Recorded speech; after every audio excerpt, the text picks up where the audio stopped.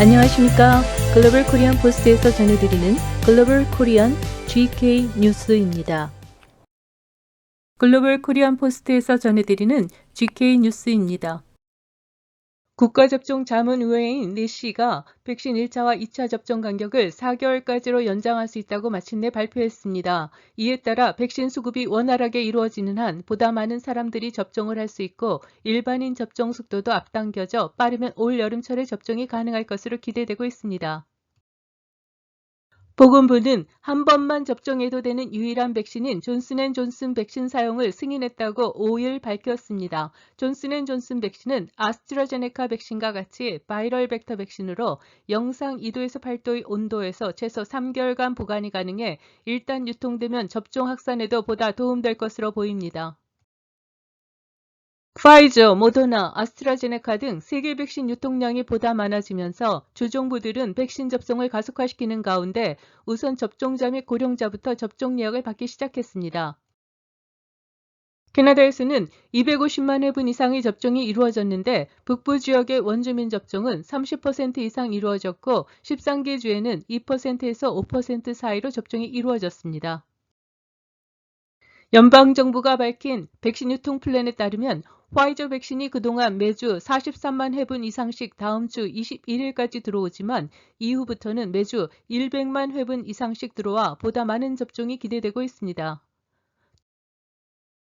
또 모더나 백신도 오는 금요일부터는 2배 가까이 증가한 백신이 들어올 예정이고 아스트라제네카 코비실드 인도산 백신도 4월에는 100만 회분, 5월에는 550만 회분이 들어올 예정입니다. 또 한 번만 접종해도 되는 존슨앤존슨 백신은 2분기에 도착할 것으로 보이는데 자세한 일정은 나오는 대로 추후 밝혀질 것입니다.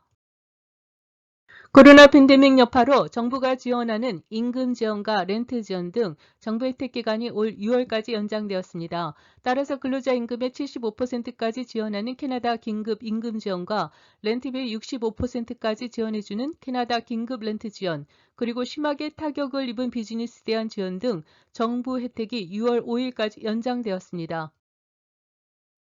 팬데믹 발생 후 1년 넘도록 많은 시간이 지났지만 여전히 코로나 바이러스는 우리 사회에 공존하고 있는 가운데 캐나다에서는 매일 3,000명 가까이 감염자가 발생하고 있습니다. 코로나 바이러스가 모든 연령층에서 발생하고 있지만 특히 20세에서 39세의 연령층의 감염률이 높게 나타나고 있습니다.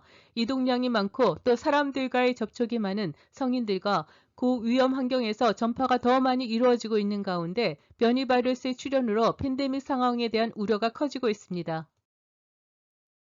9일까지 변이 바이러스는 2,663건이 발생했는데 이 중 영국 바이러스는 2,480건, 남아공 바이러스는 153건, 브라질 바이러스는 30건으로 변이 바이러스의 점유율이 점점 높아지고 있습니다. 백신 공급이 가속화되면서 각 주정부에서는 구체화된 접종 플랜을 밝힌 가운데 접종 대상 범위를 점점 확대시키고 있습니다. 온타리오에서는 온라인 예약 및 고객 상담도 가능한 시스템을 오는 15일 월요일부터 개시해 80세 이상부터 예약을 받습니다. 또 많은 사람이 동시에 접종 가능한 대형 접종센터도 이달에 온타리오 전역에 120곳이 추가됩니다. 온타리오에서는 오는 12일 금요일부터 시범 사업으로 아스트라제네카 코비실드 백신을 60세에서 64세를 대상으로 접종을 시작합니다. 이번 시범 접종은 온타리오의 5곳에서 시행될 예정으로 예약은 10일부터 받으며 접수 장소지로 선정된 5곳은 토론토, 윈저 에섹스, 킹스턴, 프런트넥, 레노스 에딩턴입니다. 앞으로 백신 물량이 늘어나면 의사로부터도 접종을 받도록 할 예정인데 이는 3월 13일부터 토론토, 필, 해밀턴, 구엘프, 피터버러, 싱코무스카카 지역부터 시작됩니다. 토론토시에서는 올해 80세 이상이 되는 사람은 12일 금요일부터 토론토시의 예약 시스템을 통해 예약을 할 수 있습니다. 또 15일부터 온타리오 정부가 예약 접수를 시작하면 3월 17일에서 4월 11일 사이에는 1, 2차 접종 예약을 할 수 있습니다.